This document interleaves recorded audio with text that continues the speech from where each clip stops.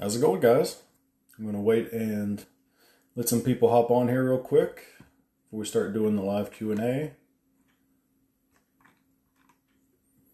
And if somebody can just let me know if you can hear me okay. I haven't done one of these before, so we'll see how this is going.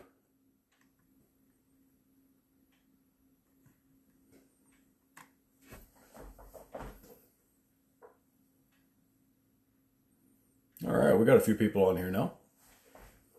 Hope everybody's day is going well.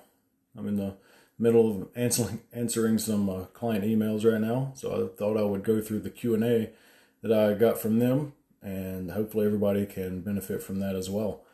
Let's see. One of the first questions I got was when to bulk and when to cut.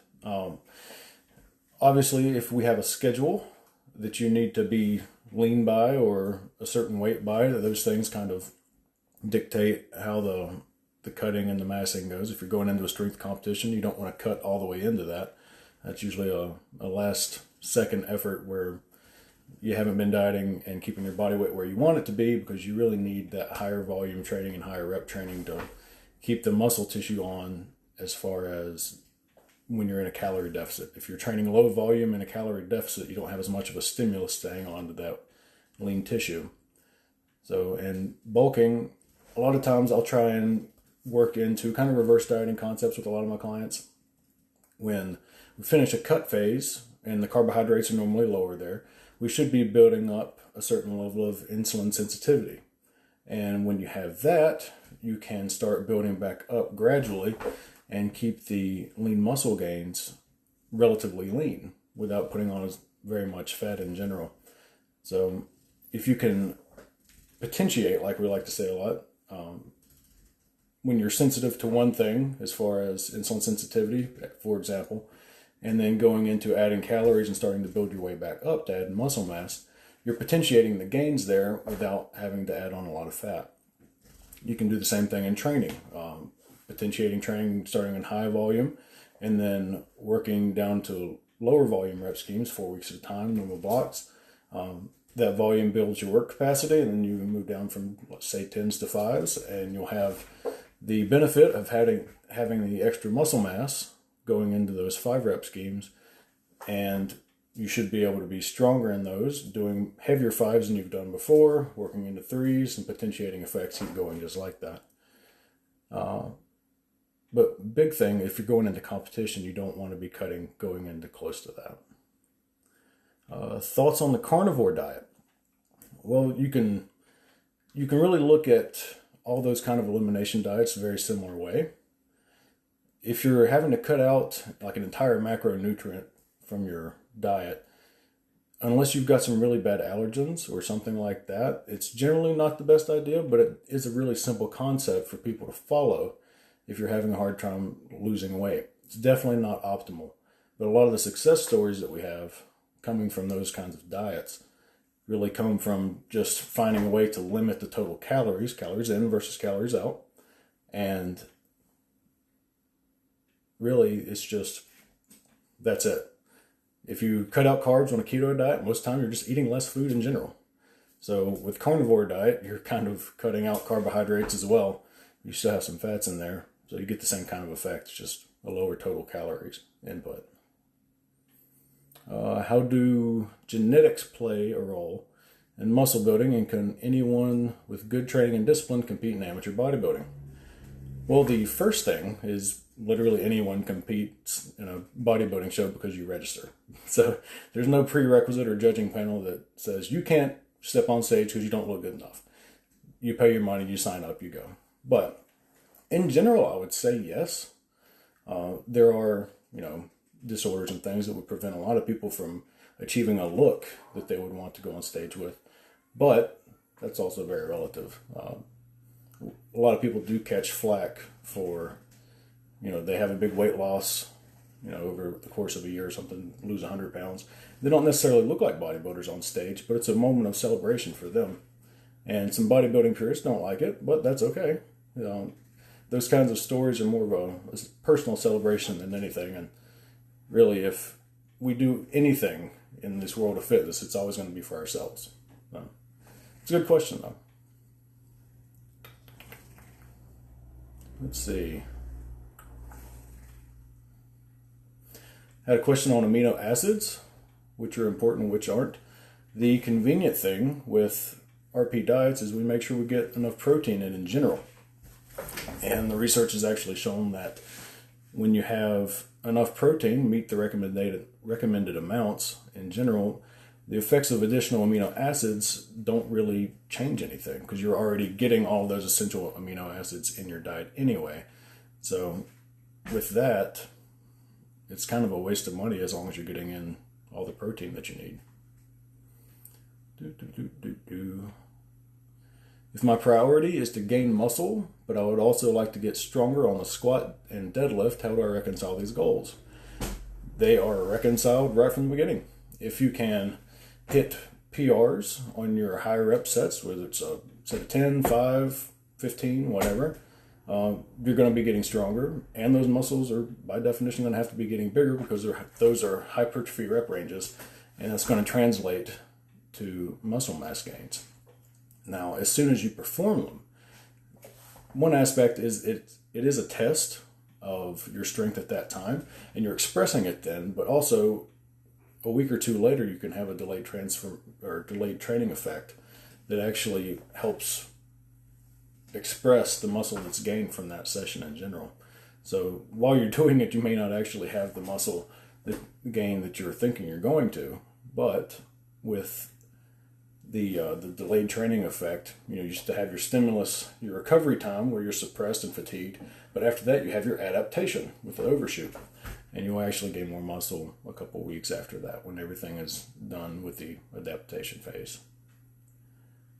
Do you think recomping is feasible, not just for newbies or obese? And if so, under what conditions is it more efficient time-wise to do cutting and gain phases? But primarily, we'll talk about recomping. A big theme with my clients is a lot of them have more recomposition than perhaps some of the other transformations that we see from RP in general. And a big reason is I don't just look at body weight, I actually look at hip and waist circumferences. And what that does is if you look at total mass or body mass, your circumference measures from the waist and the hip, with females, you tend to hold more lipid tissue around the hips, and with males, you tend to have more around the waist. That's not always the case, but it's a general theme. If you maintain your weight, but those measures are getting smaller, that's actually what's happening. You are still in a calorie balance, but you are exchanging fat weight for muscle weight. So as you get smaller, with the waist measure especially getting smaller, the body weight staying the same means you're literally getting denser. You take up less space in volume, in space. But with that happening, we know that you're getting denser. Muscle tissue or lean tissue in general is much denser than fat tissue.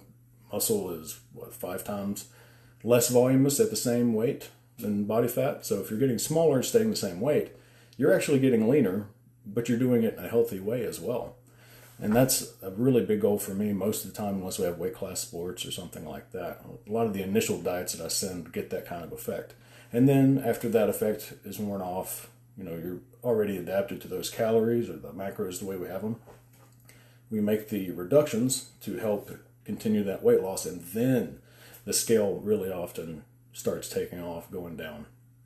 So that's a really good question, but recomping is definitely a good goal to have, at least initially, because you can stay in that state without worrying about going into any metabolic deficits, because you're not actually losing weight, but your body composition is improving. You just have to have reliable ways to measure that. I don't know if you guys have any comments going up yet. I haven't seen yet. But let's cover some more questions.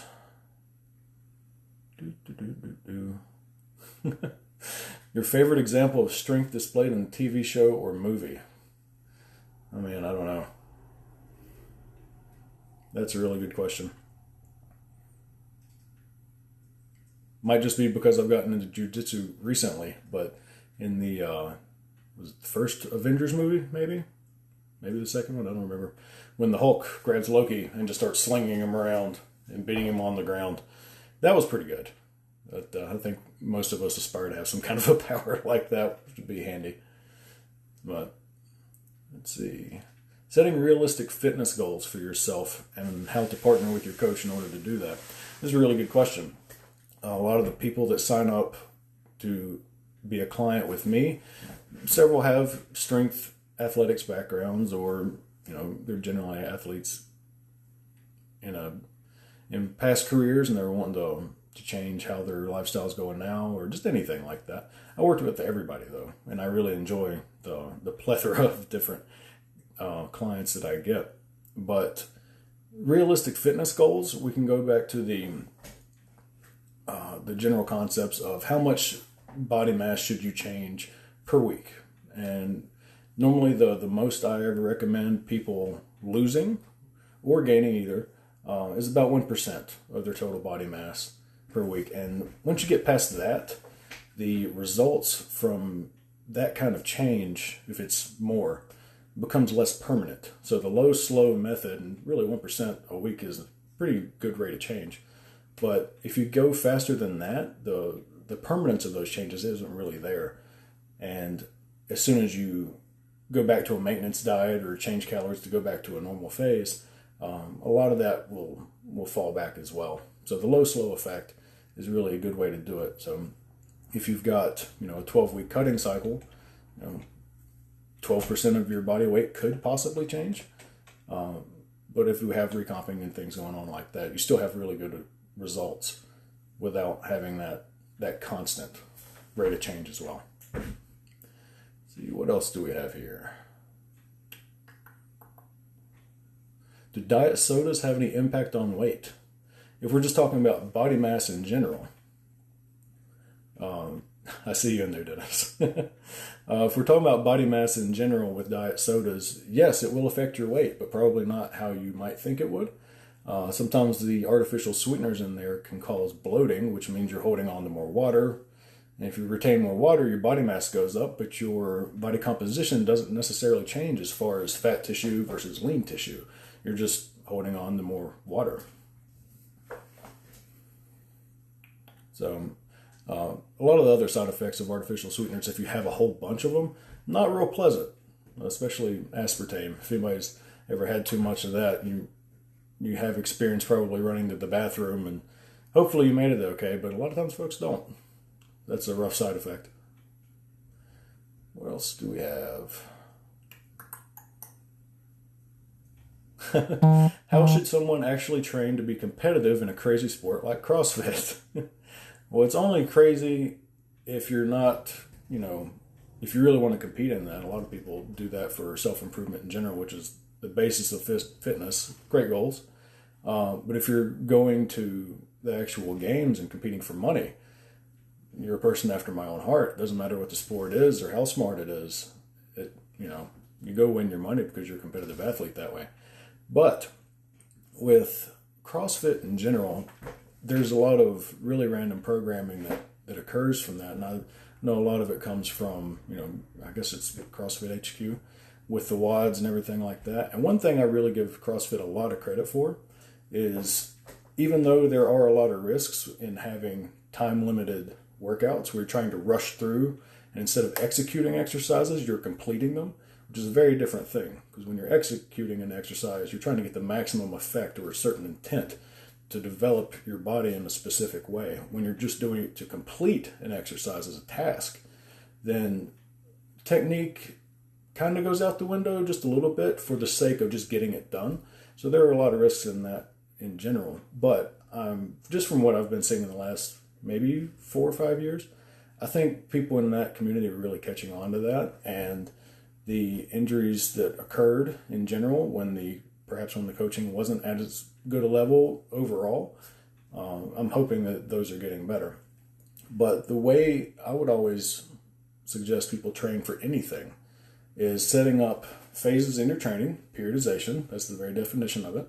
And if you have a specific trait that you want to have the most of going into one of those competitions, then you could end your macro cycle or complete training cycle working on that, but you still want to work strength endurance, your absolute strength, perhaps some power development as well, since they have a lot of weightlifting movements. But with that, you can have it in different orders, whereas opposed to something like simple like powerlifting, cheap plug there for my career, the phases always go from high volume, moderate volume, higher intensity, and then super high intensity there at the end. If you really feel like you lack in strength endurance, you can actually go the other way. You can start with absolute strength and start working up in volume, more similarly to working up in volume the way an endurance runner would, where they have 4-week waves of ascending intensities and distances, and then changing paces, and then you eventually just keep working up in your volume so you can accommodate and adapt to doing it that way. So it's really very relative in those ways. All right, we got some comments here.